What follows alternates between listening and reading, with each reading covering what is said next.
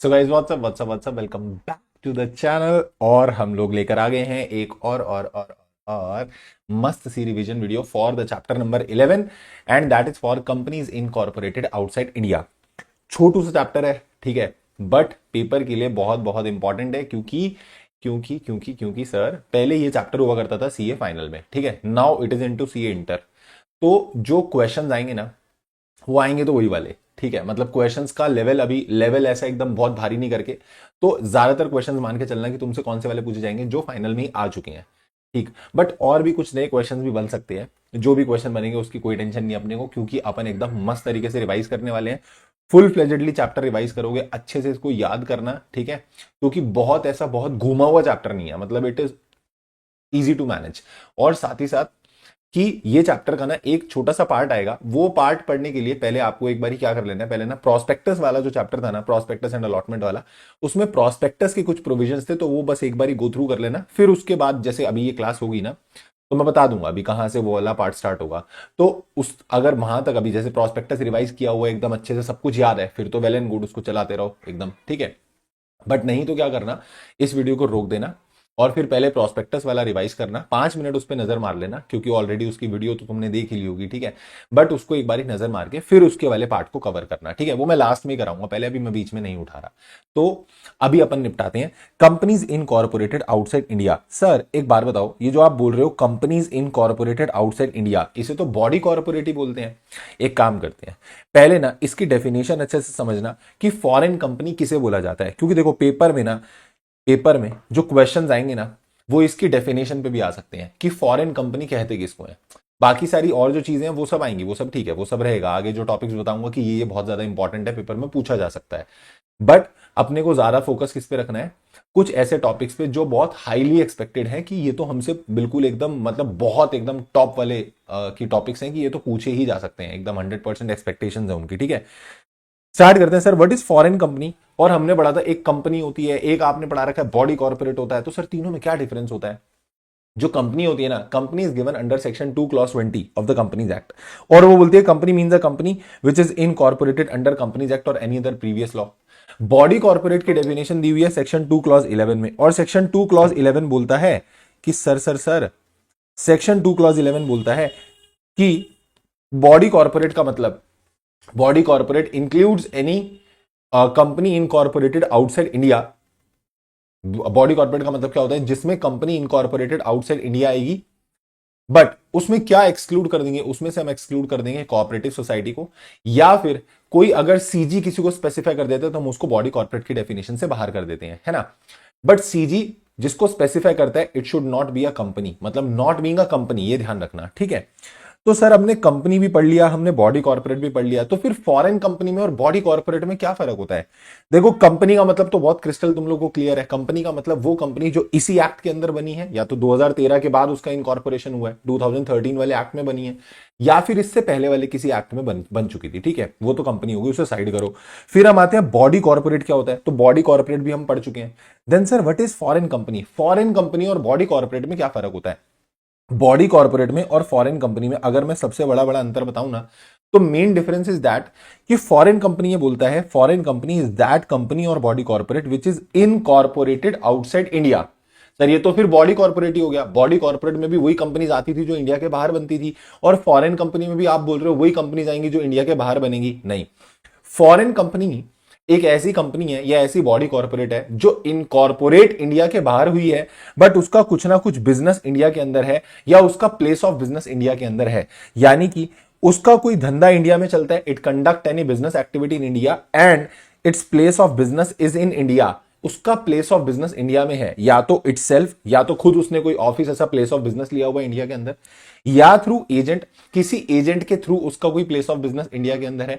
यानी कि कोई एजेंट उसने यहां पे बिठा रखा है, वो रन कर रहा है दैट प्लेस ऑफ बिजनेस, या वो प्लेस ऑफ बिजनेस इधर फिजिकली है या फिर वो इलेक्ट्रॉनिकली कोई उस कंपनी की इस कंट्री में प्रेजेंस है।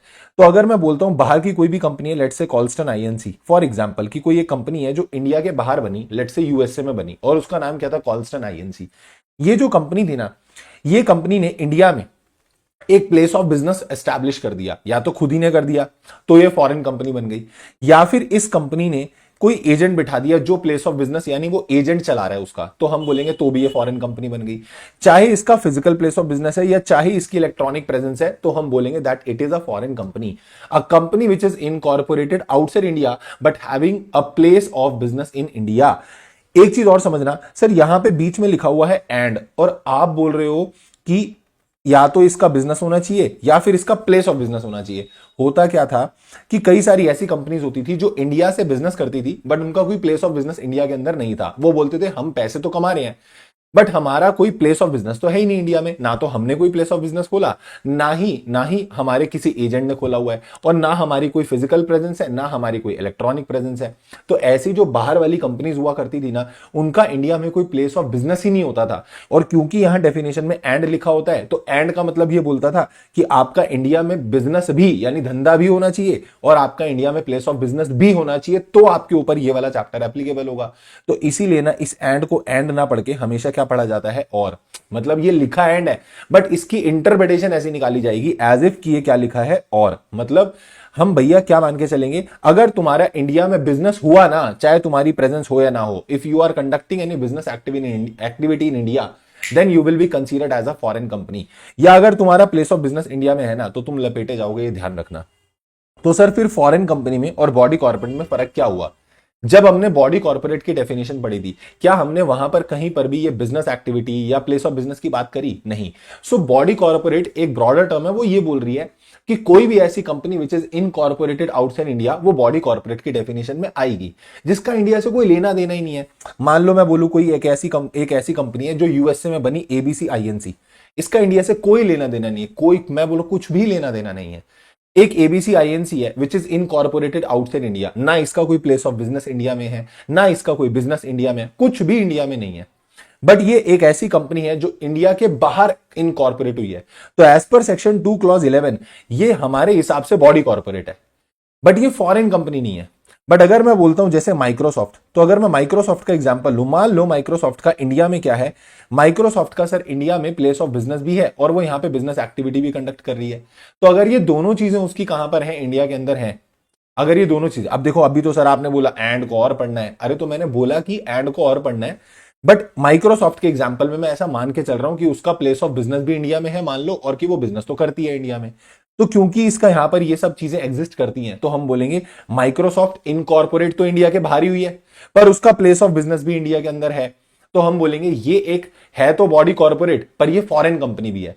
तो हम ऐसा बोल सकते हैं कि एक ऐसी कंपनी जो इंडिया के बाहर बनेगी, बस वो बाहर बनी है, तो जस्ट बीइंग कि वो बाहर इनकॉर्पोरेट हुई है, तो हम उसे बोलते हैं कि वो क्या है, बॉडी कॉर्पोरेट है।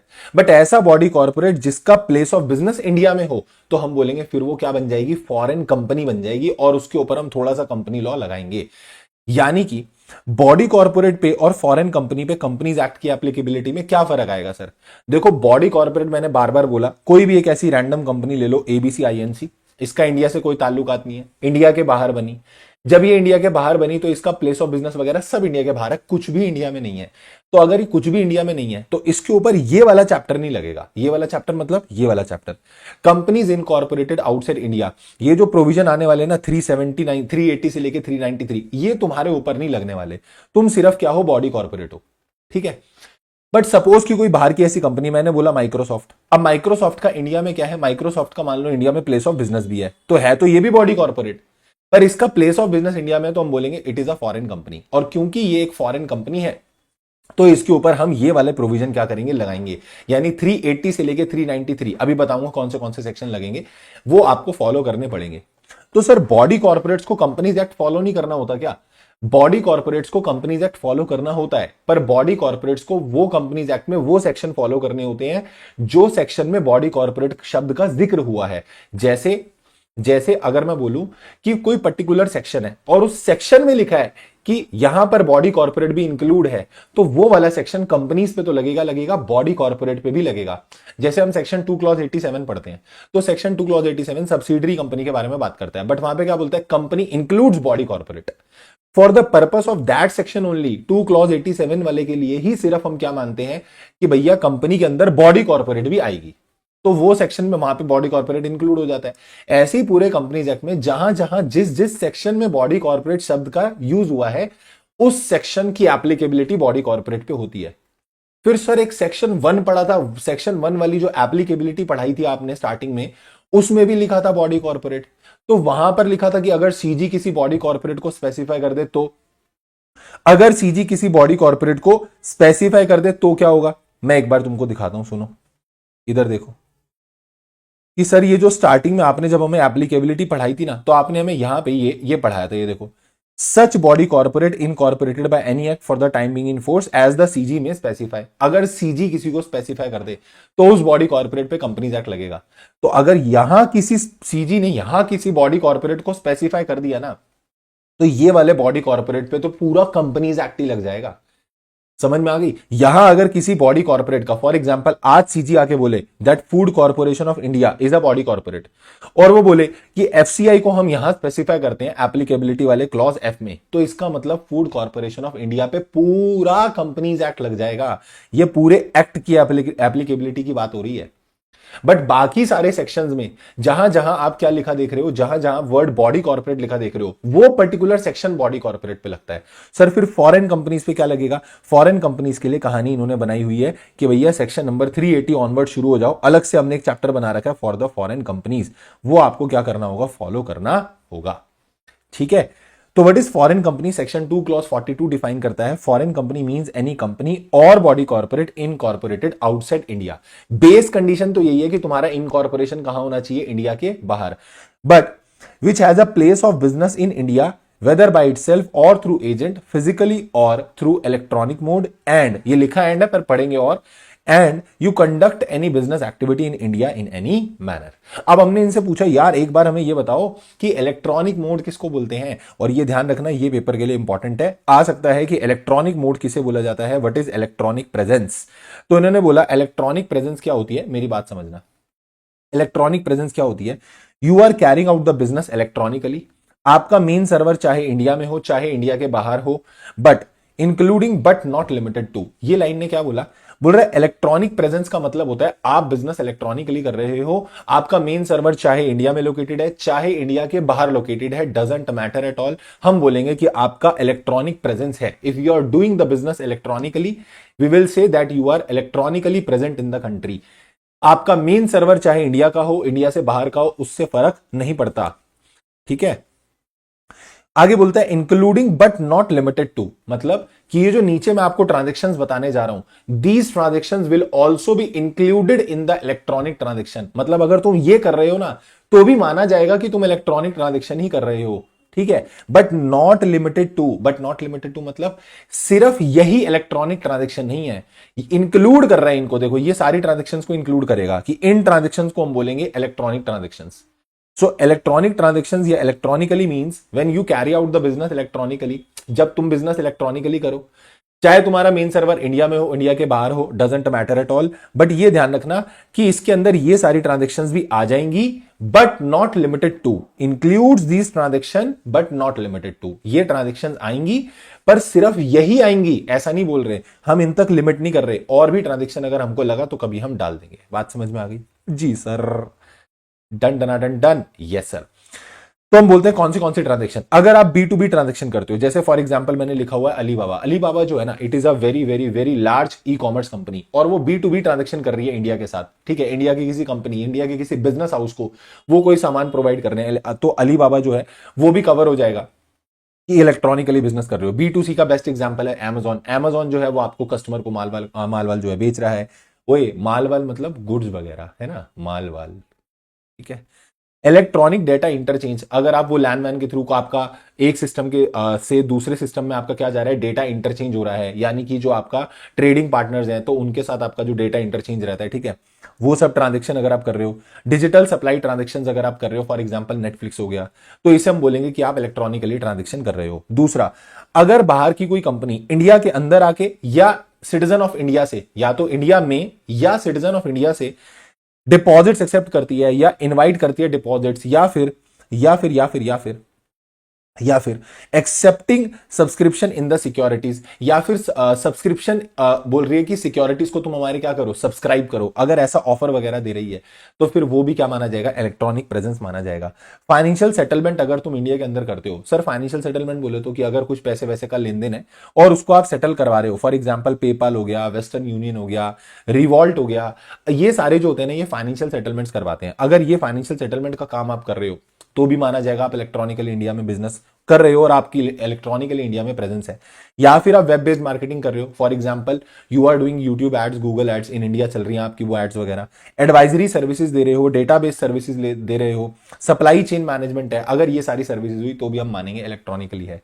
या फिर आप कंट्री के अंदर ऑनलाइन सर्विसेज दे रहे हो, for example telemarketing, telecommuting, telemedicine या एजुकेशनल इंफॉर्मेशन एंड रिसर्च, अगर ये सारी इंफॉर्मेशन आप दे रहे हो, मतलब टेली मार्केटिंग क्या होता है, वो टीवी में ऐसे आते नहीं थे कि जो क्या बोलते हैं वो नापतोल एंड ऑल दैट, या फिर वो जो क्या बोलते हैं कोई जापानीज प्रोडक्ट रहते हैं, ऐसे सब रहते हैं, उनकी टेली मार्केटिंग करते हैं, ठीक है। टेली कम्यूटिंग हो गया like working from the remote places, और टेली मेडिसिन हो गया ऑनलाइन कंसल्टेशन वगैरह आप दे रहे हो, डॉक्टर्स वगैरह कंसल्ट कर रहे हैं कि आपको कंसल्टेशन दे रहे हैं कि क्या कैसे आपको अपना ट्रीटमेंट करवाना है, और एजुकेशनल को इंफॉर्मेशन वगैरह दे रहे हो, तो all these are online services, अगर ये किया तो भी इलेक्ट्रॉनिकली माना जाएगा।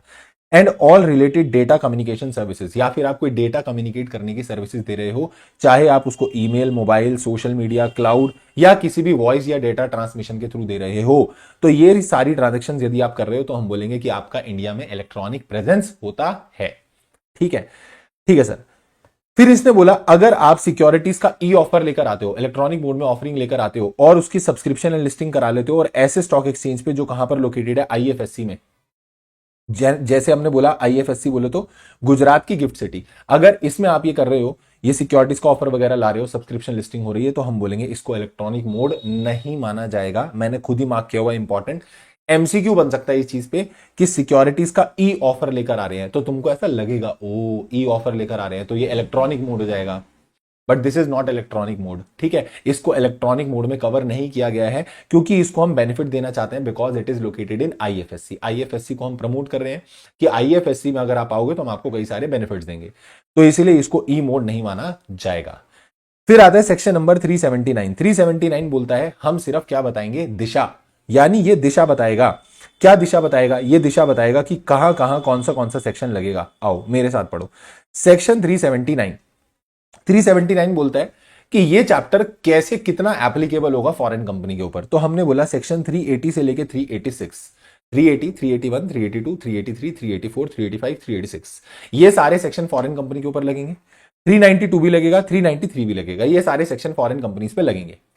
फिर यहां बारी आती है, ये ध्यान से सुनना, अब ये सेक्शन 379 सबसेक्शन 2 बहुत बहुत बहुत बहुत बहुत बहुत मैंने बहुत बार बहुत बोल दिया है, it is very important area for the examination. इस पर्टिकुलर पैराग्राफ पे आपसे क्वेश्चन पूछा जा सकता है। ठीक है, ये क्या बोलता है, अगर मान लो कोई ऐसी फॉरेन कंपनी है, अ foreign company incorporated outside India, जिस फॉरेन कंपनी के 50% या उससे ज्यादा पेड अप शेयर कैपिटल, चाहे ओनली इक्विटी चाहे ओनली प्रेफरेंस या दोनों का मिश्रण मिलाकर, अगर कौन होल्ड करता है, या तो वन और मोर सिटीजन ऑफ इंडिया, एक या एक से ज्यादा सिटीजन ऑफ इंडिया, या फिर वन और मोर कंपनीज और body corporate incorporated in India, या इंडिया की कोई कंपनीज या बॉडी कॉर्पोरेट्स होल्ड करती हैं, या फिर सिटीजन एंड बॉडी कॉर्पोरेट्स या कंपनीज मिलकर होल्ड करते हैं, कितना 50% या उससे ज्यादा शेयर, तो हम बोलेंगे ऐसी फॉरेन कंपनी इज मोर और लाइक इंडियन कंपनी, क्योंकि तुम्हारे 50% या उससे ज्यादा होल्डिंग किसके पास है, या तो सिटीजन ऑफ इंडिया के पास है, या फिर तुम्हारी क्या बोलते हैं 50% या उससे ज्यादा होल्डिंग इंडिया की कंपनीज या बॉडी कॉर्पोरेट्स के पास है, या फिर मिला के सिटीजन और बॉडी कॉर्पोरेट मिलाकर तुम्हारा 50% या उससे ज्यादा होल्ड करते हैं। तो भैया जो तू फॉरेन कंपनी है ना, तू थोड़ी सी इंडियन ही है, और अगर तू थोड़ी सी इंडियन ही है ना, तो जितना तेरा इंडिया का बिजनेस होगा ना, उस बिजनेस की रिस्पेक्ट में हम तुमको ऐसा ट्रीट कर लेंगे as if you are a company incorporated in India. Sir दोबारा बोलो, दोबारा बोलो। जो आपका ऐसी वाली कंपनी हुई ना, मैं पहले तुमको एक बार कंपनी बताता हूं, इधर देखो, मैं एक बार तुमको एक एग्जांपल देके दिखाता हूं। देखो एक कंपनी है जिसका नाम है कॉल्स्टन आईएनसी, ठीक है, इसकी इक्विटी शेयर कैपिटल 2 लाख की है, 3 लाख, ठीक है, इक्विटी शेयर कैपिटल और प्रेफरेंस शेयर कैपिटल 2 लाख की इक्विटी शेयर कैपिटल करण के पास है, 4 लाख की प्रेफरेंस शेयर कैपिटल भी करण के पास है, ठीक है। तरुण है, तरुण के पास इक्विटी शेयर कैपिटल 3 लाख की है और प्रेफरेंस शेयर कैपिटल 5 लाख की है। और रिलायंस लिमिटेड ने भी इस कंपनी की इक्विटी शेयर कैपिटल में 8 लाख लगा रखे हैं और प्रेफरेंस शेयर में 10 लाख लगा रखे हैं, और बाकी सब फॉरेन इन्वेस्टर्स के 15 लाख लगे हुए हैं इसमें और 13 लाख लगे हैं इसमें। टोटल इस कंपनी की इक्विटी कितनी है? 28, और प्रेफरेंस कितना है? 32। मैंने बोला इक्विटी प्रेफरेंस सारा मिला के देखो, citizens of India and body corporate मिलाकर होल्ड कर रहे हैं कितना? 32 लाख की होल्डिंग है। टोटल कितना है सर? टोटल है 60 लाख। 60 लाख का अगर मैं 50% करूं तो 30 लाख आता है, और ये होल्ड कितना कर रहे हैं ये लोग? 32 लाख, यानी इट इज ग्रेटर देन और इक्वल टू 50%। अरे 50% से तो ज्यादा ही है। हाँ ज्यादा है सर, 32 लाख होल्ड कर रहे हैं। तो हम बोलेंगे ये जो कंपनी है ना, ये फॉरेन कंपनी तो है, ये 379 सबसेक्शन 2 में फंस गई, जिसका 50% और more paid up share capital is being hold by citizen of India and companies body corporates incorporated in India, ये लोग होल्ड कर रहे हैं। तो ऐसे केस में पता है क्या होगा? तो ऐसे केस में जो इस कंपनी का इंडिया का बिजनेस होगा ना, in regard to Indian business, this company will be treated as if it is a company incorporated in India। यानी तुम्हारे ऊपर ये चैप्टर, ये वाला चैप्टर इस रूप से एप्लीकेबल हो जाएगा कि तुम इंडिया में ही इनकॉर्पोरेट हुए हो, यानी तुमको एज इफ कि you are incorporated in India, वैसे तुमको कंपनी लॉ क्या करना पड़ेगा? फॉलो करना पड़ेगा। पढ़ना। Then such foreign company shall also comply with the provision of this chapter. तो ऐसी फॉरेन कंपनी जिसका 50% या उससे ज्यादा पेड अप शेयर कैपिटल इन लोगों के पास है, वो भी इस चैप्टर के प्रोविजन कंप्लाई करेगी with regard to business carried on it by India. जो बिजनेस आप कर रहे हो कहां पर? In India, as if it were a company incorporated in India, ये मानते हुए कि तुम्हारी कंपनी इंडिया में ही क्या हुई है? इनकॉर्पोरेट हुई है। यानी पता है क्या होगा? तुम्हारे ऊपर 380 से 86 लग रहे थे नॉर्मल फॉरेन कंपनीज पे, और 392 393 लग रहा था, बाकी तो नहीं लग रहा था। 387 388 389 390 391 ये सब नहीं लग रहा था ना। पर बेटा ऐसी फॉरेन कंपनीज पे तो वो वाले सेक्शन भी लग जाएंगे, क्योंकि एक्ट में तो वो भी आ रहे हैं ना। तो ऐसी फॉरेन कंपनीज पे ये तो लगेंगे, पर जो तुमने नॉर्मल फॉरेन कंपनीज के लिए ये वाले सेक्शन छोड़े थे ना, तो ये वाली प्यारी वाली फॉरेन कंपनीज जो थोड़ी सी इंडिया की भी हैं, इनके ऊपर ये वाले सेक्शन भी लग जाएंगे। कौन से वाले? 387 388 389 390 391।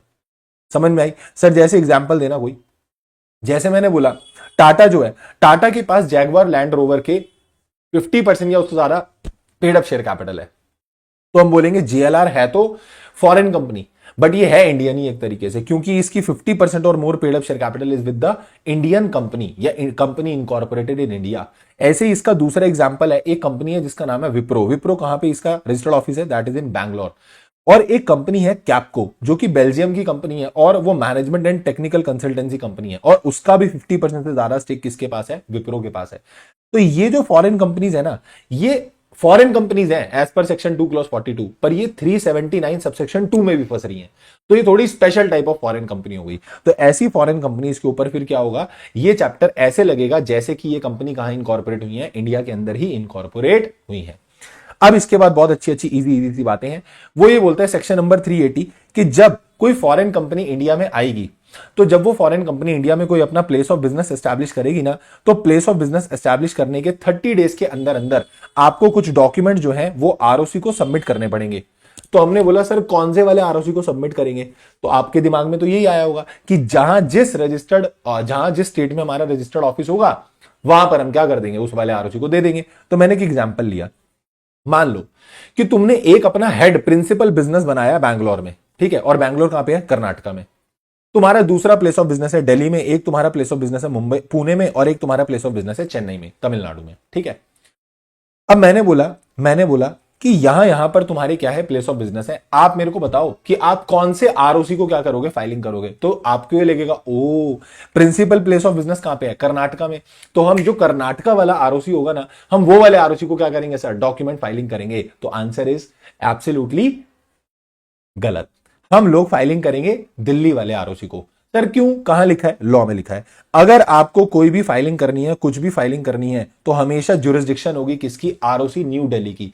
हमेशा जो न्यू दिल्ली वाला आरओसी यानी दिल्ली आरओसी है, आपको दिल्ली आरओसी को ही क्या करना होगा? फाइलिंग करनी होगी। तुम कहीं पर भी क्या करो, कोई ऑफिस खोलो, you have to do filing to the ROC Delhi. मैंने बोला तुम लोग बैंगलोर में और पुणे में ऑफिस खोल लो बस, तो भी तुम्हारे ऊपर जुरिस्डिक्शन कौन एक्सरसाइज करेगा? दिल्ली आरओसी। आपको दिल्ली आरओसी को क्या करनी होगी? फाइलिंग करनी होगी। सर जो हम फाइलिंग करेंगे वो कितने दिन के अंदर करनी है? 30 डेज के अंदर यू हैव टू फाइल। कितने दिन के अंदर? 30 दिन के अंदर अंदर आपको फाइलिंग करनी होगी। अब मुद्दे की बात ये आती है कि फाइल करना क्या है। तो सर हमको फाइल करने होंगे कुछ डॉक्यूमेंट्स। मैं तुमको इधर सिंपल लैंग्वेज से पढ़ा देता हूं, उसको वहीं से देख लेना। आपको 30 डेज के अंदर अंदर क्या करना है? आरओसी दिल्ली को डॉक्यूमेंट्स फाइल करने हैं। और ये जो फाइलिंग होगी ना, ये फाइलिंग होगी इन द फॉर्म FC1।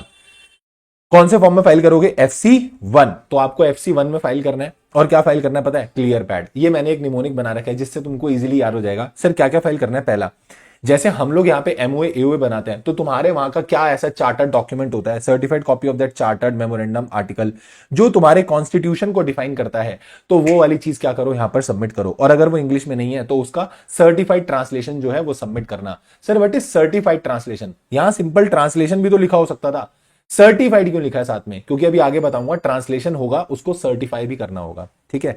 और आपको अपना रजिस्टर्ड या प्रिंसिपल ऑफिस का एड्रेस बताना होगा, लिस्ट बतानी होगी डायरेक्टर्स की, सेक्रेटरी की of the company which contain some particular, और उसके अंदर ये सारे पर्टिकुलर लिखे होने चाहिए। ये वाले डायरेक्टर्स और सेक्रेटरी ऑफ द कंपनी की लिस्ट बताना है। ये सारी चीजें, उनका name, surname, father name, date of birth, उनका एड्रेस, नेशनैलिटी, उनका पासपोर्ट नंबर, पैन नंबर, ठीक है, ये सब कुछ बता देना। और फिर उसके बाद name and address of one और more person residing in India. Very very important, very very important. तुम इंडिया में एक ऐसे बंदे का नाम बताओ जो तुम्हारे बिहाफ पे तुमको रिप्रेजेंट करेगा, who is authorised to accept notice और documents to be served on the company. यानी तुमको अगर किसी ने, आरओसी ने कोई भी नोटिस भेजना हुआ, कोई डॉक्यूमेंट भेजना हुआ, तो किसको भेजे? यानी इस ऑथोराइज्ड पर्सन को भेज देना। तो ऐसा मान लिया जाएगा कि तुमने कंपनी को भेज दिया। तो यानी आपको अपने ऑथोराइज्ड रिप्रेजेंटेटिव का नाम बताना होगा। अपना प्रिंसिपल प्लेस ऑफ बिजनेस का एड्रेस बता देना। ठीक है sir, principal place of business का एड्रेस बता देना जहां से तुम मेन बिजनेस कंडक्ट करने वाले हो। और क्या तुम पहले भी कभी इंडिया के अंदर आए थे? अर्लियर ओकेजन मतलब तुम पहले भी कभी इंडिया में तुमने कोई प्लेस ऑफ बिजनेस ओपन किया था, क्लोज किया था? अगर किया था तो उसकी भी डिटेल बताओ। डिक्लेरेशन दो कि तुम्हारी कंपनी के जो डायरेक्टर है और जो तुमने जिसका नाम दिया है ऑथोराइज रिप्रेजेंटेटिव इन इंडिया, ये कभी भी कन्विक्ट नहीं हुए, इनका दोष साबित नहीं हुआ है और ये डीबार नहीं हुए हैं in the relation to formation and management of the company, चाहे इंडिया में चाहे इंडिया के बाहर। मतलब कांडी नहीं है basically. Any other information as may be prescribed. तो मैंने बोला कि जब आप आओगे ना तो आप ये 7 डॉक्यूमेंट क्लियर पैड जो है आरओसी को सबमिट कर देना। हमने बोला क्लियर पैड बोले तो सर CLEARPAD, सी बोले तो कि जो कॉन्स्टिट्यूशन डिफाइन करता है वो वाला डॉक्यूमेंट दे देना। ठीक है। एल मतलब लिस्ट बता देना डायरेक्टर की, सेक्रेटरी की, साथ में उनकी डिटेल बता देना। फिर ई का मतलब अर्लियर ओकेजन पे कभी आए थे तो वो बता देना। ए का मतलब ऑथराइज रिप्रेजेंटेटिव के बारे में बता देना। आर का मतलब जो आपका रजिस्टर्ड ऑफिस है उसके बारे में बता देना। फिर पी का मतलब कि अगर सर हमारा प्रिंसिपल प्लेस ऑफ बिजनेस जो होगा उसके बारे में बता देना। ए का मतलब एनी अदर इंफॉर्मेशन और डी का मतलब डिक्लेरेशन दे देना। ये सारी चीजें क्या कर दीजिएगा? सबमिट कर दीजिएगा। और ये सारी चीजें किस में सबमिट होंगी? सर ये सारी चीजें सबमिट होंगी इन द फॉर्म FC1। और कितने दिन के अंदर सबमिट करनी है? With in 30 days of the establishment of the place of business in India. जिस दिन आपका इंडिया में प्लेस ऑफ बिजनेस एस्टैब्लिश हुआ वहां से 30 डेज के अंदर अंदर आपको ये सबमिट करना है। Above documents must be send to ROC Delhi. मैंने बता दिया हमेशा आपको दिल्ली आरओसी को ही भेजना है, किसी और आरओसी को नहीं भेजना। It shall be find. Sir हमारा मान लो सिर्फ एक ही प्लेस ऑफ बिजनेस है, वही प्रिंसिपल प्लेस ऑफ बिजनेस है, वही रजिस्टर्ड, सिर्फ एक ही है और वो मुंबई में है, तो तब भी आपके ऊपर जुरिस्डिक्शन कौन एक्सरसाइज करेगा? ROC Delhi. So above document must be sent to the ROC Delhi. It shall be filed within 30 days of establishment of place of business in form FC1. Form FC1 में हमेशा आपको ये भेजना है। FC1 के साथ आपको क्या अटैच कर देना है? RBI approval under FEMA. इसके साथ क्या अटैच कर देना? RBI approval under FEMA. अगर आपको आरबीआई से अप्रूवल लेना है, अगर क्या आरबीआई से अप्रूवल लेना होगा तो वो भी अटैच कर देना। Sectoral regulator approval. कई बार ऐसा होता है कि हम कोई ऐसी कंपनी बनाते हैं या हम कोई ऐसी कंपनी लेकर आते हैं जिस कंपनी में कोई सेक्टोरल रेगुलेटर का अप्रूवल लेना होता है। मतलब कि जैसे सपोज की करो कि कोई बाहर से जो कंपनी बन के आई ना, सपोज करो कि वो कोई ऐसा बिजनेस कर रही है लाइक वो टेलीकॉम सेक्टर के बिजनेस में है। अगर वो टेलीकॉम सेक्टर के बिजनेस में है तो उसको ट्राई से अप्रूवल लेना पड़ेगा। अगर वो इंश्योरेंस बिजनेस में है तो उसको IRDA से अप्रूवल लेना पड़ेगा। तो अगर ऐसा सेक्टोरल रेगुलेटर अप्रूवल आपको लेना है तो वो अप्रूवल भी साथ में लगा देना, वो अप्रूवल भी साथ में लगा देना। और डिक्लेरेशन लगा देना। अगर अप्रूवल नहीं लेना तो फिर डिक्लेरेशन लगा देना कि हमें कोई ऐसा अप्रूवल की जरूरत नहीं है। तो ये सब डॉक्यूमेंट तुम्हें FC1 के साथ लगाने पड़ेंगे। The application shall also be supported with an attested copy of the approval from RBI under FEMA or regulations and from other regulators, if any. RBI का अप्रूवल तो तुमको लेना ही पड़ेगा, वो लेके लगा देना, और रेगुलेटर अप्रूवल अगर चाहिए तो लगा देना। अगर तुमको ये अप्रूवल नहीं लेना था तो फिर साथ में डिक्लेरेशन लगा देना कि ऐसा कोई अप्रूवल हमें जरूरत नहीं थी, और ये डिक्लेरेशन कौन लगाएगा? Authorised representative. ठीक है, फिर ये मैंने तुम्हें बता दिया। अच्छा, कई बार ऐसा भी तो हो सकता है, कई बार ऐसा भी तो हो सकता है सर, कई बार ऐसा भी तो हो सकता है कि जब ये फॉरेन कंपनी कोई प्लेस ऑफ बिजनेस बंद करेगी, लाइक इसके 5-6 प्लेस ऑफ बिजनेस थे इंडिया के अंदर, पुणे में था, बैंगलोर में था, कैलकाटा में था, ठीक है, दिल्ली में था, बड़ी सारी जगह प्लेस ऑफ बिजनेस थे, तो इसने कोई प्लेस ऑफ बिजनेस इंडिया से बंद कर दिया, लाइक एक प्लेस ऑफ बिजनेस जो पुणे वाला था ना वो बंद कर दिया, तो तब भी आपके ऊपर ऑब्लिगेशन होगी कि आप आरओसी को बताओ कि तुमने क्या करा है, कोई प्लेस ऑफ बिजनेस बंद करा है। ठीक है, when the foreign company ceases to have any place of business in India, immediately notice दो किसको? आरओसी को। और अब तुम्हें आरओसी को कोई डॉक्यूमेंट भेजने की जरूरत नहीं है अगर तुम्हारा कोई और प्लेस ऑफ बिजनेस इंडिया में नहीं है तो। मतलब तुम्हारा सिर्फ एक ही प्लेस ऑफ बिजनेस था, सपोज दिल्ली में, अब तुमने वो भी बंद कर दिया, तो जैसे ही तुमने वो सीज करा, आरओसी को इन्फॉर्म कर दो कि भैया टाटा बाय बाय, अपन चले अपने देश, और अब तुम्हें उस आरओसी दिल्ली को कुछ इंफॉर्मेशन भेजने की जरूरत नहीं है। पर अगर तुम्हारे और प्लेस ऑफ बिजनेस इंडिया में है तो फिर तो तुम्हारी वो ऑब्लिगेशन कंटिन्यू रहेगी ना, तुमको डॉक्यूमेंट भेजने पड़ेंगे। फिर सर हमने जो ये डॉक्यूमेंट भेजे थे ना, कई बार क्या होता है कि बाद में कुछ कुछ चेंज आ गया, मान लो कई सारी चीजों में चेंज आ गया, कई सारी चीजों में चेंज आ गया, जैसे कि मान लो कि ये जो हमारा क्या बोलते हैं लिस्ट ऑफ डायरेक्टर्स थे, तो लिस्ट ऑफ डायरेक्टर में हमने सारे डायरेक्टर के नाम वगैरह सब बताए थे, किसी ने अपना नाम ही बदल लिया, किसी ने अपना सरनेम ही बदल लिया, किसी ने कुछ बदल लिया, किसी ने कुछ बदल लिया। अगर इन इंफॉर्मेशन में चेंज आ जाता है तो क्या ये चेंज भी आरओसी को बताना पड़ेगा? यस यस सर, चेंज भी आरओसी को बताना पड़ेगा। तो जो डॉक्यूमेंट आपने आरओसी को फाइल करे थे ना, वो क्लियर पैड, अगर उसमें कोई भी ऑल्ट्रेशन होता है तो आप एक आरओसी को रिटर्न दोगे इन द फॉर्म FC2, और ऑल्ट्रेशन के 30 डेज के अंदर अंदर वो बता देना कि क्या क्या चेंजेस आपके हुए हैं, वो आपको आरओसी को इन्फॉर्म करना पड़ेगा। This is section number 380। फिर सेक्शन नंबर 381 क्या बोलता है? Accounts of the foreign company. Important है, हर फॉरेन कंपनी को एवरी कैलेंडर ईयर में क्या प्रिपेयर करना है? Balance sheet, profit and loss account, और उसके अंदर वो सारी इंफॉर्मेशन होनी चाहिए जो प्रिस्क्राइब की जाएगी। ठीक है, और ये डॉक्यूमेंट्स आप आरओसी को भेज देना in the form FC3। Okay, FC1 में क्या था? क्लियर पैड भेजा था, जब आए थे 30 दिन के अंदर FC1 भेजो, ऑल्ट्रेशन करोगे तो FC2 भेजो ऑल्ट्रेशन के 30 डेज के अंदर, और अकाउंट्स वगैरह भेज देना FC3 के अंदर along with the list of all place of business in India as on the balance sheet date. जिस डेट की आपने बैलेंस शीट ड्रॉ करी है उस डेट पे उस फॉरेन कंपनी के इंडिया में जितने भी प्लेस ऑफ बिजनेस हैं उन सबकी लिस्ट बनाकर डॉक्यूमेंट्स अटैच कर देना, किसके साथ? अपने ये अकाउंट्स वगैरह के साथ। सीजी अगर चाहे तो तुमको क्लॉज ए यानी ये वाली चीज से मुक्ति दे सकती है, तुमको बोल सकती है कि ठीक है एग्जाम्पशन देते हैं तुमको, तुम ये मत बनाना। ठीक है sir. If any of the document stated above, अगर वो इंग्लिश में नहीं है तो आपको सर्टिफाइड ट्रांसलेशन जो इंग्लिश में होगी वो फाइल करनी पड़ेगी। फिर आते हैं रूल्स के ऊपर। फॉरेन कंपनी अपने बुक्स ऑफ अकाउंट या फाइनेंशियल स्टेटमेंट कैसे बनाएगी? As per schedule number 3। Documents तुमको वही सारे लगाने पड़ेंगे जो चैप्टर 9 में तुम अपनी अकाउंट्स ऑफ कंपनीज में पढ़ते थे ना, वही तुमको सारा यहां पे लपेट दिया कि चैप्टर 9 भी तुम पे लग जाएगा। अकाउंट्स ऑफ कंपनीज में जैसे नॉर्मल कंपनीज अपने अकाउंट्स फाइल करती है आरओसी के पास, तो जो सारी चीजें एनेक्स करती हैं वो तुम्हें भी करनी पड़ेंगी। और अगर तुमने कोई कंसोलिडेटेड फाइनेंशियल स्टेटमेंट अपनी होम कंट्री में फाइल करे हैं, तुमने वहां कोई CFS फाइल करे हैं, तो उसको यहां पे भी फाइल करो, तो उसको यहां पे भी फाइल करो। अगला is very very important, very very very very very important. इस पे अलग से क्वेश्चन आता था फाइनल लेवल पे, अभी भी पूछा जा सकता है। वो क्या पूछा जा सकता है कि जो चैप्टर 9 में डॉक्यूमेंट दिए वो तो हम अटैच कर ही देंगे, पर उसके अलावा भी ये बोल रहा है what documents are to be attached with the financial statement to be filed with the ROC. देखो चैप्टर 9 में लिखा हुआ है कि ये डॉक्यूमेंट अनेक्स्ड होने हैं, तो एक हिंट ये भी रहेगा, पेपर में आया ना what are the documents to be annexed, तो ध्यान रखना वो चैप्टर 9 वाली बात कर रहा है। पर अगर उसने बोला वो डॉक्यूमेंट्स बताओ जो स्पेशल डॉक्यूमेंट्स अटैच होते हैं with the financial statement, financial statement के साथ कौन से डॉक्यूमेंट तुमको अटैच करने पड़ेंगे, तो ध्यान रखना ये 3 डॉक्यूमेंट है जो तुमको अटैच करने पड़ेंगे। फर्दर एवरी, सिर्फ इस पॉइंट पे अलग से मैं बोल रहा हूं, क्वेश्चन बन सकता है, it is very very important. Further every foreign company shall along with the financial statement required to be filed with the ROC attach the following document. 3 चीजें अटैच कर देना सर। क्या? आरटीआर, पहला, अगर तुम्हारी फॉरेन कंपनी कोई related party transaction करी है उसकी स्टेटमेंट अटैच कर देना। रिपैट्रिएशन ऑफ प्रॉफिट का मतलब होता है उस कंपनी ने यहां से जितना पैसा कमाया वो कमा के कितना पैसा बाहर लेके जा रही है, उसे बोलते हैं अपनी होम कंट्री में प्रॉफिट को रिपैट्रिएट करके ले जाना, यहां से ले जाना। तो कितना ही रिपैट्रिएशन हुआ उसकी स्टेटमेंट बताओ, ताकि हमको पता रहे भैया कितना आउटफ्लो जा रहा है फॉरेन करेंसीज का। एंड स्टेटमेंट लगा देना ट्रांसफर ऑफ फंड की, कितना फंड यहां से ट्रांसफर हो रहा है वो भी आप यहां पर क्या कर देना? अटैच कर देना। अब तुम बोल रहे कि सर ये और ये तो सेम ही है, रीपैट्रिएशन ऑफ प्रॉफिट और ट्रांसफर ऑफ फंड तो सेम है। नहीं, रीपैट्रिएशन ऑफ प्रॉफिट का मतलब है प्रॉफिट वाला कौन सा पैसा आप बाहर लेके जा रहे हो, और ट्रांसफर ऑफ फंड का मतलब है by any reason you are transferring any fund from India to outside India, तो वो चीज की स्टेटमेंट बनाओ यहां पे।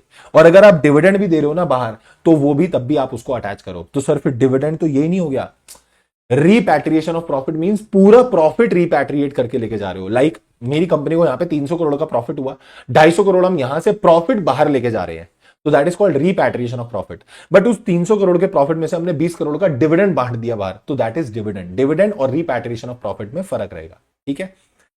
ये सारे डॉक्यूमेंट आपको फाइल कर देने हैं, ये सारे डॉक्यूमेंट आपको आरओसी के साथ आरओसी के पास ये सारे क्या करने हैं, फाइल करने हैं within 6 month from the closure of the financial year. यानी कितने टाइम के अंदर फाइल करना है, फाइनेंशियल ईयर क्लोज होने से 6 महीने के अंदर। आरओसी चाहे तो तुमको 3 दिन का, 3 महीने का, 3 दिन का सर 3 महीने का क्या दे सकता है, एक्सटेंशन दे सकता है।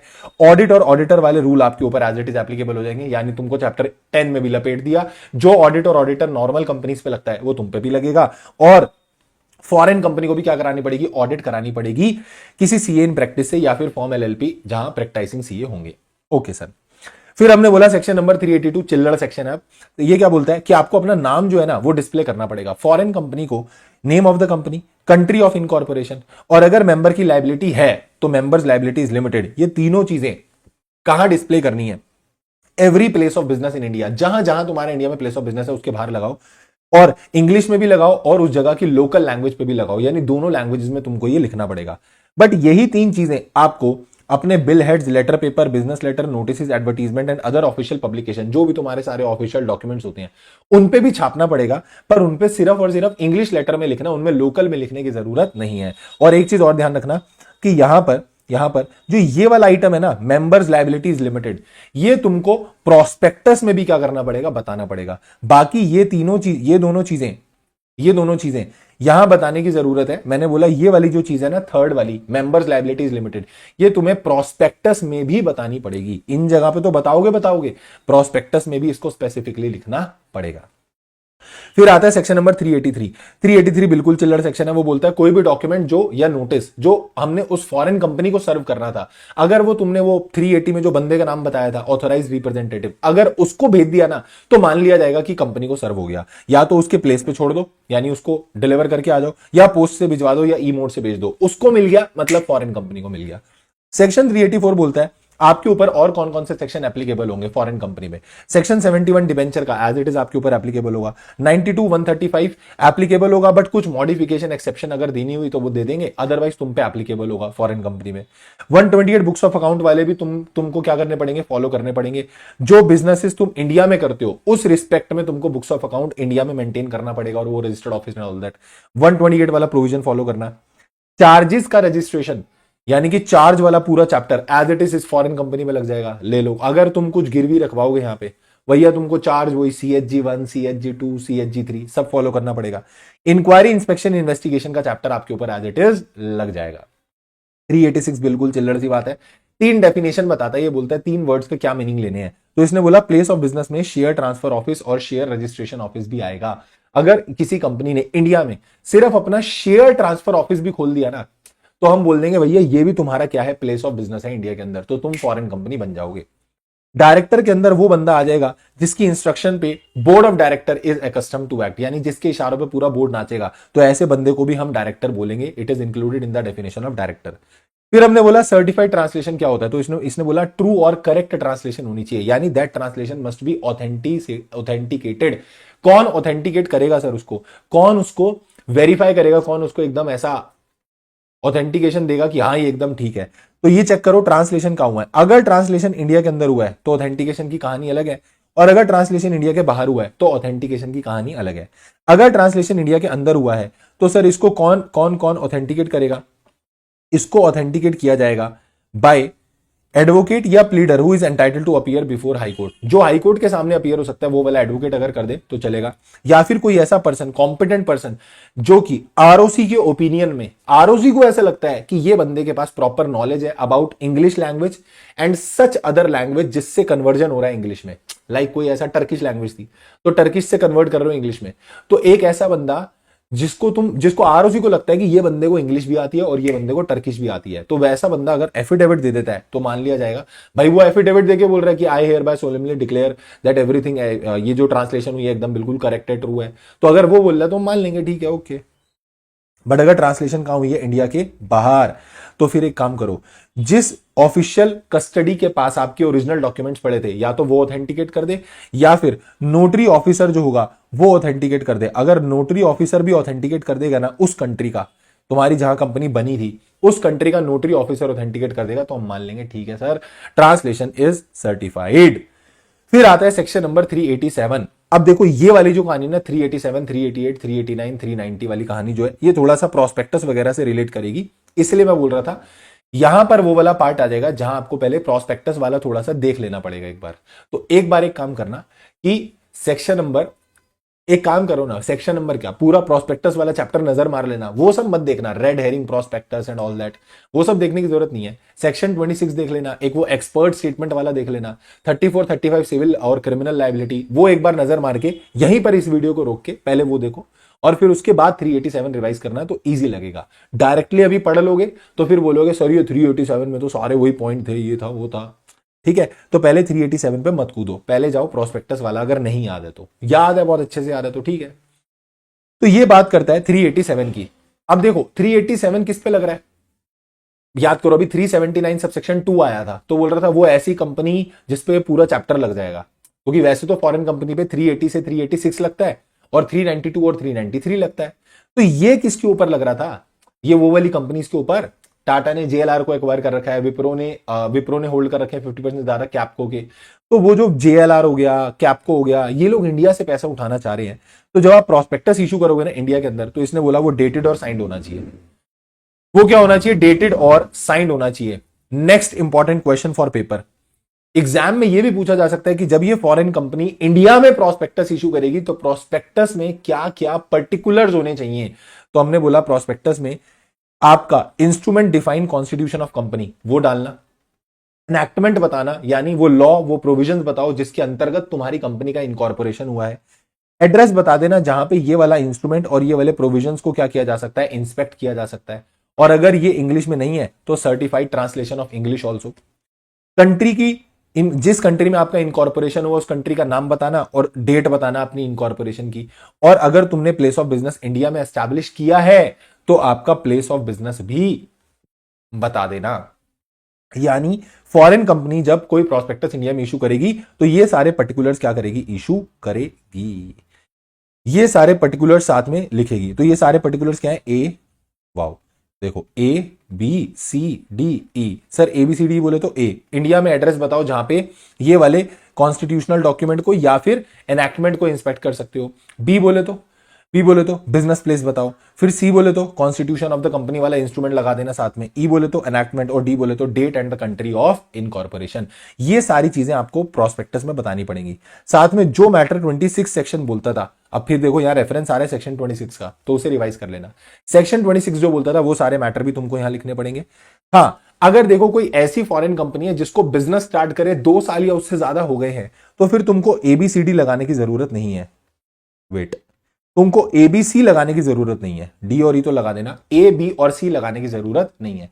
सर क्यों, अगर कोई कंपनी को बने 2 साल या उससे ज्यादा हो गए हैं तो वैसी वो थोड़ी नोन कंपनी होगी। देखो ये चीजें हम इसलिए लगवा रहे हैं ताकि कोई नई कंपनी ना बने, ऐसा ना हो कि फॉरेन में कोई एक नई कंपनी बनी और सीधा आगे इंडिया से पैसे मांगने।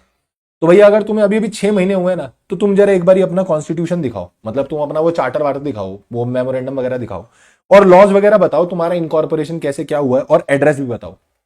पर अगर कोई कंपनी को बने 2 साल या उससे ज्यादा हो गए हैं तो तुमको इस चीज की जरूरत नहीं पड़ेगी, लोगों को पता है ऑलरेडी भाई वो कौन सी फॉरेन कंपनी है, तो तुमको ये प्रोस्पेक्टस में ऐसा चढ़ा चढ़ा के दिखाने की जरूरत नहीं है। तुम प्रोस्पेक्टस में कोई भी ऐसी कंडीशन नहीं डालोगे जिससे सबसेक्शन 1 का कंप्लायंस वेव ऑफ हो जाए। मतलब तुमने प्रोस्पेक्टस में ऐसी कोई कंडीशन डाल दी कि नहीं नहीं नहीं नहीं हम ये नहीं भी डालेंगे तो चलेगा, थप्पड़ पड़ेगा खींच के। अगर ये तुमने लिखा ना प्रोस्पेक्टस में तो यही वॉइड हो जाएगा, ये हम नहीं मानते। एप्लीकेशन फॉर्म साथ में अटैच कर देना, और सेक्शन 388 अभी एक्सपर्ट स्टेटमेंट आएगी, वही सेम वही प्रोस्पेक्टस वाले चैप्टर की तरह। एप्लीकेशन फॉर्म साथ में अटैच कर देना, इशूड विद प्रोस्पेक्टस, और इशू सेक्शन 388 को कॉन्ट्रावीन नहीं करना चाहिए। और अगर वही अंडरराइटिंग वाला केस होता था, अंडरराइटिंग एग्रीमेंट आप अंडरराइटर के साथ एक एग्रीमेंट कर लेते थे कि अगर हमारा इशू नहीं गया तो तू फ्लॉप मत होने दियो इशू को, तू शेयर खरीद लियो। तो उस केस में एक्सेप्शन है, अगर एप्लीकेशन फॉर्म नहीं भी डालोगे तो चलेगा। Provision of 387 not apply if, same provision आपका प्रोस्पेक्टस वाले चैप्टर में था। अगर एग्जिस्टिंग मेंबर को इशू कर रहे हो तो ये प्रोविजन नहीं लगेंगे, और यूनिफॉर्म बेसिस पे कर रहे हो तो भी ये प्रोविजन आपके ऊपर नहीं लगेंगे। 387 shall not diminish or limit any liability which person incurs under any law। यहां सेक्शन 387 आपकी लाइबिलिटी को ना तो कम करेगा ना ही आपकी लाइबिलिटी पे कोई लिमिट लगाएगा। इट विल नॉट रिड्यूस और extinguish your liability. Section 387 shall not diminish or limit any liability which any person may incur under any law for the time being in force. वो liability intact रहेगी, वो liability तुम्हें beer करनी पड़ेगी। 387 तुम्हारी उस liability को हटा या खत्म नहीं कर सकता। फिर बात करते हैं एक्सपर्ट स्टेटमेंट की, वही सब बकवास लिखी हुई है। प्रोस्पेक्टस इशू करने से पहले अगर एक्सपर्ट की स्टेटमेंट तुम्हें उसके अंदर डालनी है तो एक्सपर्ट अपनी रिटर्न कंसेंट देगा। ये नेगेटिव सेंस पे लिखा हुआ है, मैं पॉजिटिव पे बोल रहा हूं। मैंने प्रोस्पेक्टस वाले चैप्टर में भी जब ये पढ़ाया था मैंने वहां पे भी ऐसे पॉजिटिवली बोल के समझा दिया था। ये क्या बोल रहा है, एक्सपर्ट ने रिटर्न कंसेंट दे दी है जब प्रोस्पेक्टस आरओसी के पास रजिस्ट्रेशन होने के लिए जा रहा था। अभी जाएगा 389 में, जब आरओसी के पास रजिस्ट्रेशन होने के लिए जा रहा था उससे पहले मैंने वो कंसेंट को विड्रॉ नहीं किया है, और प्रोस्पेक्टस में ऐसा स्टेटमेंट डाल देना कि उस बंदे ने कंसेंट दी थी और उसने कंसेंट को विड्रॉ नहीं किया था। अगर ये तीनों चीजें हो जाती हैं तो ही आप प्रोस्पेक्टस में वो एक्सपर्ट स्टेटमेंट डालकर उसे इशू कर सकते हो। अगर उस बंदे ने अपनी कंसेंट ही नहीं दी या फिर उसने कंसेंट दी थी पर प्रोस्पेक्टस आरओसी के पास रजिस्ट्रेशन जाने से पहले ही उसने अपनी कंसेंट को विड्रॉ कर लिया था, या फिर उसने कंसेंट दी थी उसने कंसेंट को विड्रॉ भी नहीं किया पर तुमने प्रोस्पेक्टस में ऐसी स्टेटमेंट नहीं लिखी। तुम्हें स्टेटमेंट लिखनी चाहिए थी ना भाई, तुमने वो स्टेटमेंट ही नहीं लिखी। क्या नहीं लिखी? तुमने स्टेटमेंट ही नहीं लिखी कि हाँ हाँ उसने कंसेंट दे दी है और उसने अपनी कंसेंट को विड्रॉ नहीं किया है। ऐसी तुमने स्टेटमेंट नहीं लिखी, यानी तुमने तीनों में से कोई भी एक कांड कर दिया। या तो उसने कंसेंट ही नहीं दी, या उसने कंसेंट विड्रॉ कर ली, या तुमने प्रोस्पेक्टस में स्टेटमेंट नहीं डाली। तो फिर तुम ऐसा प्रोस्पेक्टस इशू सर्कुलेट नहीं कर सकते। ठीक है, अगर करना है तो ये तीनों चीजें होनी पड़ेंगी। फिर उसके बाद क्या बोलता है, a statement shall be deemed to be included in a prospectus. ये स्टेटमेंट अलग से नहीं भी लिखोगे ना तो चलेगा, मान लेंगे कि लिखी हुई है। कब? अगर तुम इसको लिख देते हो किसी रिपोर्ट में या मेमोरेंडम में, अपियरिंग ऑन द फेस और by reference incorporated therein, या फिर तुम ये चीज ना किसी रिपोर्ट में लिख देते हो या किसी मेमोरेंडम में लिख देते हो और उसका रेफरेंस डाल देते हो ना यहां पे, तो चल जाएगा। यहां प्रोस्पेक्टस में अलग से नहीं भी लिखोगे तो चल जाएगा। फिर 389 बोलता है आपको प्रोस्पेक्टस को पहले भेजना पड़ेगा आरओसी के पास रजिस्ट्रेशन कराने के लिए, उसी के बाद यहां पर जनता को इशू कर सकते हो, उससे पहले नहीं। तो हमने बोला प्रोस्पेक्टस जो है ना, प्रोस्पेक्टस भेज देना किसके पास? आरओसी के पास। पब्लिक को भेजने से पहले आरओसी के पास भेजो रजिस्ट्रेशन कराने के लिए। ये प्रोस्पेक्टस सर्टिफाई करेगा कौन? चेयरपर्सन, एंड साथ में कौन सर्टिफाई करेगा? 2 director approved by the managing body. Sir who is managing body? Managing body का मतलब होता है, जैसे हमारी कंट्री में हम बोर्ड ऑफ डायरेक्टर्स बोलते हैं जो हमारी कंपनी के मैनेजमेंट को चलाते हैं। उन कंट्रीज में जो भी उन कंपनी की मैनेजिंग बॉडी होगी, जो भी वो बोलते होंगे, body of president, body of chairperson, what ever they speak, तो हम बोलते हैं मैनेजिंग बॉडी। यानी जैसे हमारी कंपनी का बोर्ड ऑफ डायरेक्टर, तो उन कंट्री की कंपनीज में जो भी मैनेजिंग बॉडी होती होंगी तो 2 डायरेक्टर, वो लोग 2 डायरेक्टर को अप्रूव कर देंगे। अगली चीज आती है वेरी वेरी इंपॉर्टेंट, मैं भी इसको भी मार्क कर देता हूं, वेरी इंपॉर्टेंट। सर कौन से ऐसे डॉक्यूमेंट है जिसको प्रोस्पेक्टस के साथ अटैच करना पड़ेगा? पहला, एक्सपर्ट कंसेंट तुम्हें अटैच करनी पड़ेगी। दूसरा, कॉन्ट्रैक्ट की कॉपी जो अपॉइंटमेंट का है, किसका? एमडी मैनेजर का। Copy of the material contract, अगर तुमने कोई ऐसा भारी भरकम कॉन्ट्रैक्ट करा है जो तुम्हारे ऑर्डिनरी कोर्स ऑफ बिजनेस में नहीं है, उसकी कॉपी अटैच कर देना। अंडर राइटिंग एग्रीमेंट किया तो उसकी भी कॉपी अटैच कर देना।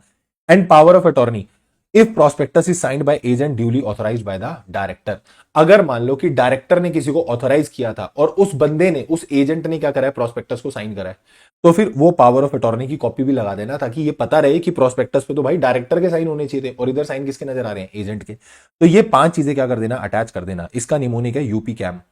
जब आप प्रोस्पेक्टस आरओसी को भेजोगे ना तो आप यूपी का कैमरा अटैच कर देना बस। सर यूपी कैम बोले तो सबसे पहला यू, अंडर राइटिंग एग्रीमेंट की कॉपी अटैच कर देना। पी बोले तो पावर ऑफ अटॉर्नी अटैच कर देना। सी बोले तो कंसेंट ऑफ एक्सपर्ट अटैच कर देना। ए बोले तो अपॉइंटमेंट कॉन्ट्रैक्ट की कॉपी अटैच कर देना। और एम बोले तो मटेरियल कॉन्ट्रैक्ट की कॉपी अटैच कर देना। ये सारी कॉपी अटैच कर देना प्रोस्पेक्टस के साथ जब आप आरओसी को भेजोगे। और कौन से आरओसी को? दिल्ली आरओसी को। ठीक है, आरओसी दिल्ली को बोलना कि प्रोस्पेक्टस लाया हूं और यूपी से कैम भी लाया हूं, ऐसे याद भी रहेगा। आरओसी को बोलना प्रोस्पेक्टस लाया हूं रजिस्ट्रेशन करवाने के लिए और यूपी से कैम भी लाया हूं। ठीक है, इसको भी बाद में देखेंगे। 390 को जरा इसे लप्पा मारो अभी फिलहाल के लिए, 391 को भी लप्पा मारो, फिर आ जाओ आप 392 पे और 393 पे। 392 और 393 बड़े चिल्लर सेक्शन है। 392 और 393 क्या बोलते हैं सुनना जरा। सर 392 बोलता है, 392 बोलता है, या चल 391 भी पढ़ा देता हूं ना साथ साथ, जो प्रोस्पेक्टस का सेक्शन 34 है, 35 है, 36 है, ये भी अप्लाई हो जाएगा आपके ऊपर इशू ऑफ प्रोस्पेक्टस पे और इशू ऑफ आईडीआर पे। And provision of binding up, ये भी आपके ऊपर क्या होंगे, अप्लाई होंगे। यानी फॉरेन कंपनी पे इतने सारे तो तुमने सेक्शन और चैप्टर लगा दिए, छोड़ा ही क्या, बोले फॉरेन कंपनी है सिर्फ ये वाले सेक्शन फॉलो करेगी, थोड़ा थोड़ा थोड़ा थोड़ा करके तुमने इतने सारे सेक्शन लगा दिए उसके ऊपर। 392 बोलता है फॉरेन कंपनी ने अगर इस चैप्टर का कोई भी कॉन्ट्रावेंशन करा तो फॉरेन कंपनी पे फाइन आएगा मिनिमम 1 लाख, मैक्सिमम 3 लाख, और अगर कंटिन्यूइंग डिफॉल्ट हुआ तो एडिशनल फाइन 50,000 रुपए per day after the first day. 50,000 रुपए पर डे भाई, 50,000 रुपए पर डे। और सबसे इंटरेस्टिंग बात एक और चीज बताऊं कि फॉरेन कंपनी पे fine minimum 1 lakh, maximum 3 lakh. Officer in default पे minimum fine 25,000, maximum 5 lakh. Generally देखा जाता है ये वाला जो मैक्सिमम फाइन होता है कंपनीज वाला वो ज्यादा होता है, ऑफिसर इन डिफॉल्ट का मैक्सिमम कम होता है। यहां पर ऑफिसर इन डिफॉल्ट का मैक्सिमम फाइन क्या है, ज्यादा है। तो ठीक है, याद रखना, मिनिमम 25,000, मैक्सिमम 5 लाख। 393 बोलता है, ओहो हो 393 बोलता है भाई साहब लागा चुनरी में दाग। क्या चुनरी में दाग लग गया? नॉन कंप्लाइंस अगर तुमने करा ना तो इससे तुम्हारी कोई कॉन्ट्रैक्ट की वैलिडिटी अफेक्ट नहीं होगी। सर कोई कॉन्ट्रैक्ट की वैलिडिटी बोले तो मान लो एक फॉरेन कंपनी जिसका नाम है चाओ चाओ आईएनसी। ये जो चाओ चाओ आईएनसी है ना, इसने कोई कॉन्ट्रैक्ट करा इंडिया के साथ, इंडिया की कंपनी थी केके लिमिटेड, उसके साथ एक कॉन्ट्रैक्ट हुआ, फिर इस फॉरेन कंपनी ने नॉन कंप्लायंस कर दिया इस चैप्टर का, तो पता है इसका कॉन्सिक्वेंस क्या होगा? क्या ये कॉन्ट्रैक्ट इनवैलिड हो जाएगा? लॉ ने बोला नहीं। केके लिमिटेड अगर चाहे तो इस फॉरेन कंपनी पे केस कर सकती है, पर ये फॉरेन कंपनी केके लिमिटेड पे केस नहीं कर सकती। पर तब तक नहीं कर सकती फॉर द टाइम बीइंग जब तक ये नॉन कंप्लायंस में है। जैसे ये कंप्लायंस कर लेगी तो उसके बाद फिर ये वो सूट फाइल कर सकती है या कोई प्रोसीडिंग इनिशिएट करवा सकती है। और 393 ए बोलता है सीजी अगर चाहे तो नोटिफिकेशन से किसी फॉरेन कंपनी को या कंपनी इनकॉर्पोरेटेड आउटसाइड इंडिया को इस पूरे चैप्टर से क्या कर सकता है, एग्जम्पशन दे सकता है। और इस नोटिफिकेशन की कॉपी आपको both houses of the parliament में क्या करनी पड़ेगी, सबमिट करनी पड़ेगी।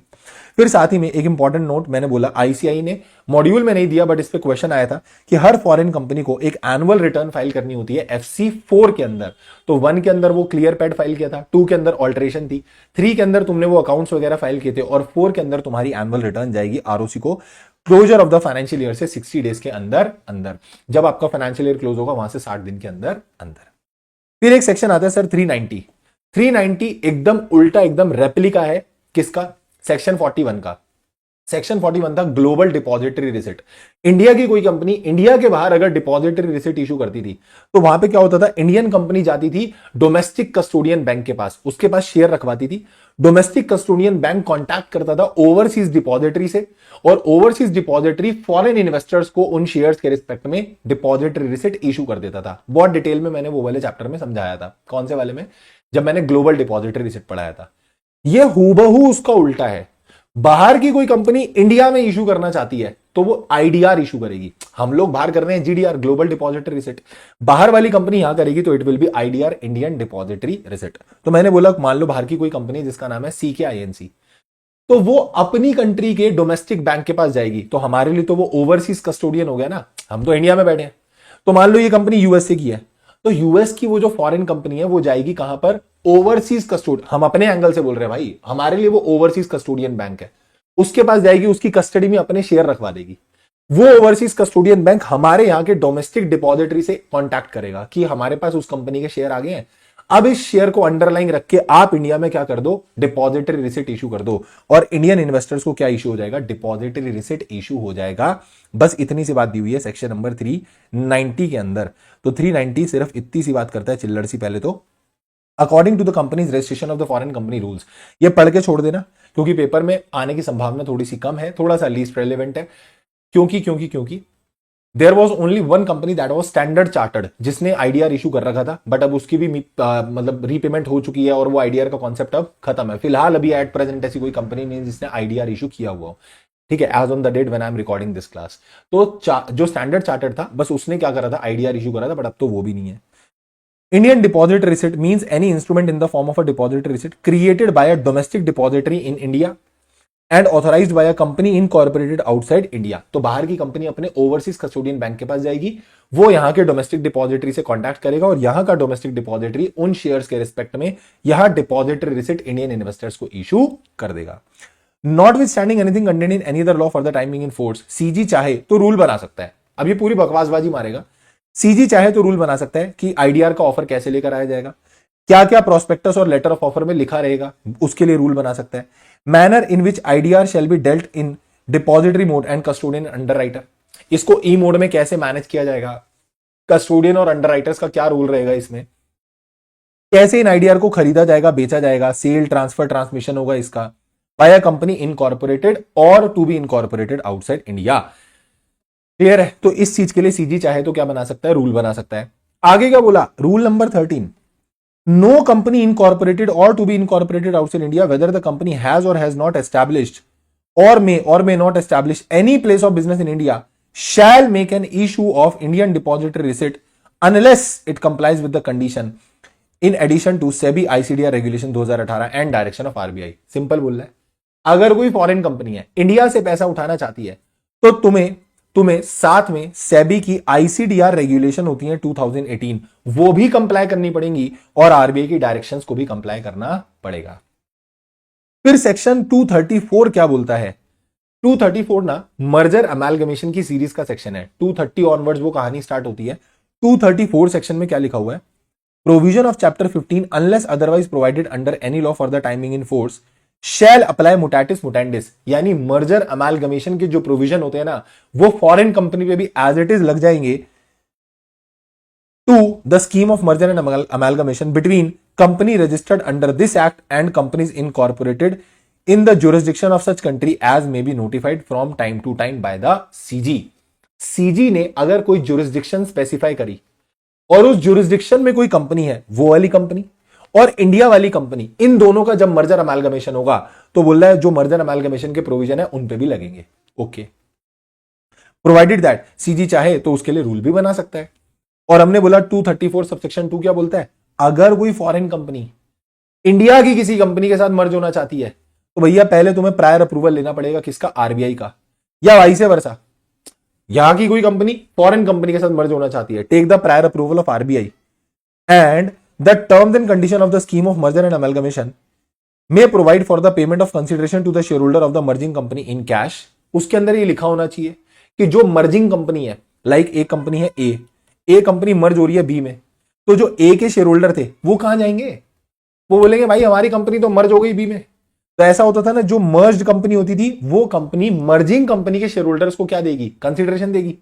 तो स्कीम में लिख देना कि कंसीडरेशन किस में पे करोगे, कैश में दोगे या डिपॉजिटरी रिसिट में दोगे या पार्टली कैश में पार्टली डिपॉजिटरी रिसिट में दोगे, कैसे आप कंसीडरेशन पे करोगे to the share holders of merging company, ये तुम्हारा स्कीम ऑफ मर्जर में लिखा होना चाहिए। एंड यहां पर फॉरेन कंपनी का मतलब मींस एनी कंपनी और body corporate incorporated outside India whether having a place of business in India or not। for the purpose of this section हम फॉरेन कंपनी ऐसी कंपनी को मानेंगे जो इंडिया के बाहर बनी है, चाहे उसका प्लेस ऑफ बिजनेस इंडिया में है चाहे नहीं है। तुमको मर्जर करना है ना, करो, पर पहले प्रायर अप्रूवल ले लेना, किसका, आरबीआई का। This is section number 390। 391 तुमको करा दिया, 392 करा दिया, 393 ए भी करा दिया, that was examination by the CG. Clear है? तो लगभग 1 घंटा लगा अपने को और बहुत अच्छे तरीके से अपन ने सारे सेक्शन एकदम तसल्ली बख्श तमीज से रिवाइज करे हैं। ठीक है, जहां तुमको जिस टॉपिक पे डाउट लगे उसको अच्छे से दोबारा से देख लेना, कोई दिक्कत वाली बात नहीं है। ठीक है, और देखो वेरी वेरी सून अपनी क्लासेस खत्म होने वाली है, फिर उसके बाद अपन स्टार्ट करेंगे क्वेश्चन आंसर वाले सेशन। पर तब तक के लिए ना अच्छे से रिवाइज करके रखना, सारे चैप्टर अच्छे से पढ़ के रखना। ठीक है, एग्जाम्स बहुत दूर नहीं है, exams are very very very near, so don't take it that lightly. ठीक है, थोड़ा सा सिंसियर हो जाओ अपनी चीजों को, मतलब उतना लाइटली मत लो, सीरियसली लो। 1 attempt will cost you very very very to the very high note, मतलब बहुत हाई चीज पे तुमको कॉस्ट करने वाली है वो चीज। तो अगर एक अटेम्प्ट भी तुम्हारा ऐसा गया ना लप्पे में, तो भैया वो बहुत नुकसानदायी होगा तुम्हारे लिए भी। ठीक है, don't please don't do this. अभी जितना टाइम बचा है उसको बिल्कुल एकदम बढ़िया तरीके से मैनेज करके प्लान करके बैठो अकॉर्डिंगली कि मेरे को कितना कितना क्या क्या मेरा रह रहा है, कितना मेरे को रिवाइज करना है, डू दैट।